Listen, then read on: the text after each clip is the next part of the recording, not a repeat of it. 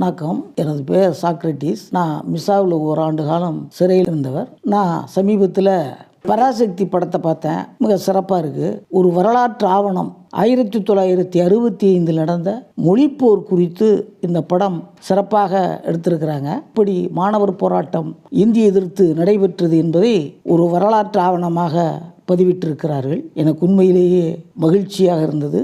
ஏனென்றால் ஒரு வரலாற்று செய்தி காலகாலத்துக்கு அடுத்த தலைமுறைக்கு நாம் எடுத்து செல்ல வேண்டும். அந்த வகையில் அடுத்த தலைமுறைக்கு இதை அவர்கள் கடத்தி இருக்கிறார்கள் என்பது மகிழ்ச்சிக்குரியது. பள்ளி மாணவராக இருந்த காலத்தில் 1965 இந்த மொழிப்போர் நடந்தது. சமீபத்திலே மறைந்த அண்ணன் எல் கணேசன் அவர்கள்தான் இந்த மாணவர் போராட்டத்தை தலைமையேற்று நடத்தியவர்.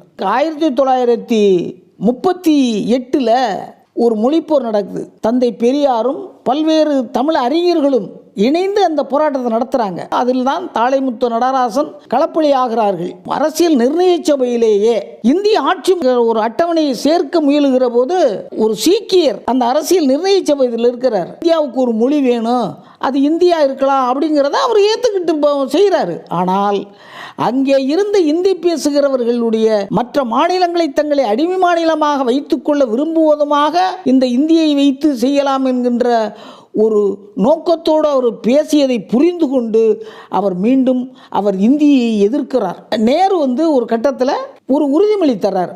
இந்தி பேசாத மக்கள் விரும்புகிற வரையில் ஆங்கிலம் தொடர்ந்து ஆட்சி மொழியாக இருக்கும். திருச்சியில் அன்னைக்கு இருந்தது national college, Joseph college, SIT என்கிற பாலிடெக்னிக் தான் இருந்தது. பள்ளி மாணவர்களுக்கிட்ட ஒரு எழுச்சி இருந்ததை தவிர, ஆனால் போராடியவர்கள் அன்றைக்கு கல்லூரி மாணவர்களும் மற்றவர்களும். ஆனால் பொதுமக்கள்கிட்ட பார்த்தீங்கன்னா மிலிட்டரியை இறக்கிட்டாங்க. அதன் விளைவு தான் 1967 பொது தேர்தலில் காங்கிரஸ் தோல்வியடைவதற்கு பல காரணங்கள் இருந்தாலும் கூட இது முதன்மையாக இருந்தது.